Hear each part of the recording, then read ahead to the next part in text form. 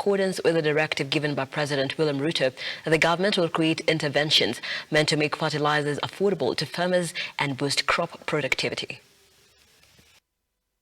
My privilege and pleasure to officially unveil the fertilizer subsidy program. Farmers across the country can now breathe a sigh of relief after the government, through the Deputy President Rigathi Gachagua, flagged off subsidized fertilizer. Gachagua announced that the government had released 3.55 billion for the fertilizer subsidy kitty, adding that they had availed 1.4 million bags of 50 kg fertilizer to farmers across the country. We have identified fertilizer for immediate intervention due to its potential, immediate and profound impact on agricultural productivity in the medium term as well as in the long term.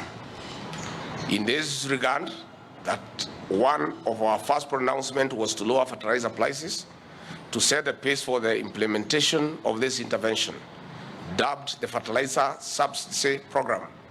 The National Treasury has already availed 3.55 billion towards this intervention.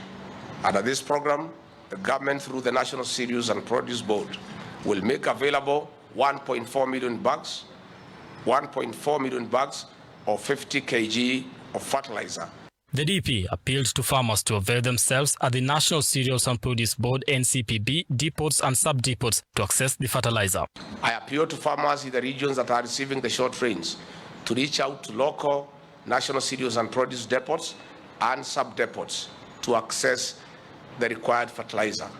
Gachagua further assured that the government is considering more interventions from stakeholders to ensure that fertilizer prices are affordable to farmers.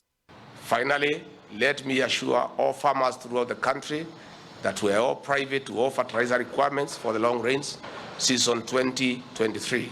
The government has commenced consultations with key actors and stakeholders to ensure quality, affordable, and accessible fertilizer that will be available to all farmers across our great nation. Following the directive, the new fertilizer prices therefore stand at DAP at 3,500, CAN 2,875 Kenya shillings, urea at 3,500 Kenya shillings, NPK at 3,275 Kenya shillings, MOP at 1,775 Kenya shillings, and sulfate of ammonia, which goes at 2,220 Kenya shillings.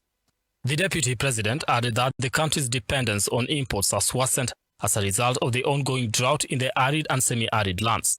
Gachagua noted that the government is concerned because the annual production of staple foods like maize, beans, wheat and rice has decreased, making the food situation in the country worse.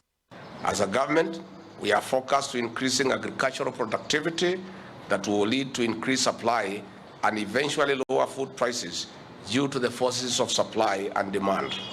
This therefore necessitates the need to ensure that factors of production are affordable to farmers. It is against this background that as a government, we from the very onset spelled out the prioritization of improving agricultural production through an availing affordable and accessible input as an intervention. The DP assured farmers that the Kenya Kwanza government will increase agricultural productivity by making sure that the costs of the production inputs are affordable. Brian Amuai, Look Up TV, Nairobi.